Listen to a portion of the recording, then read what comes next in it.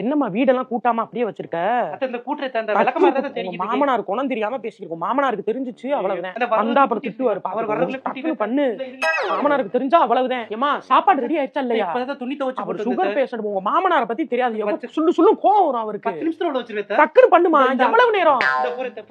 என்னமா நாளைக்கு வீட்டுக்கு போயிட்டு வந்துருக்கேன். சித்தப்பா எல்லாம் வராங்களா? உங்க மாமனார்ட்ட எதுவும் கேட்டியா? இல்ல இல்ல நீங்க போய் கேட்டு தொலைக்காத. நான் கேக்குறேன். அவர் கோவப்படுவாரு. அப்புறம் போக கூடாதுன்னு அப்புறம் அவர் போக கூடாதுன்னா அப்புறம் நம்ம போக முடியாது. நான் கேட்டு நான் அவருக்கு நேக்கா சொல்லி நான் வாங்கி உங்களுக்கு அனுப்பி விடுறேன். நான் எல்லா வேலையும் முடிச்சிட்டேன். துணி எல்லாம் துவைச்சு பண்ணு போ. நான் எல்லாத்தையும் துவைச்சு பிள்ளைய பாரு.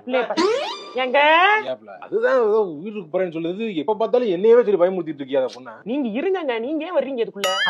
அப்படி சொல்லி வச்சாதான் கொஞ்சம் பயம் இருக்கும். நீ சொல்லிட்டு போயிடுற. அவன் குடும்பத்துல இருக்கவங்க என்ன வில்லனா பாக்குறாங்க. நீ நல்லா நேக்கா நீ அப்படியே பேசிக்கிட்டு மருமகள் என்ன பொம்பளை வில்லியா பார்த்தா நல்லா இருக்குமா? ஆம்பளனா அப்படி இருக்கணும். நீங்க சாதாரண ஆள் கிடையாது. மாமனார் ஓகே அப்படி போங்க. சாப்பாடு ரெடியா? வேற மாதிரி என்கிட்ட காட்டக்கூடாது. விளக்கமாறு பிஞ்சு போ. உங்க மருமக வீட்டோட நிப்பாட்டிக்கணும். என்கிட்ட எல்லாம் யூட்டர் அடிச்சு வந்தா அவ்வளவுதான். வண்டி அப்சைட் டவுனா உருட்டி விட்டுருவேன் பாத்துக்க. ஓகே நம்மளையும் முடிவெடுக்க விட மாட்டேங்கிறாங்க. நம்மள சொல்லியே எல்லா வேலையும் பண்றாங்க. மாமனாரு என்னம்மா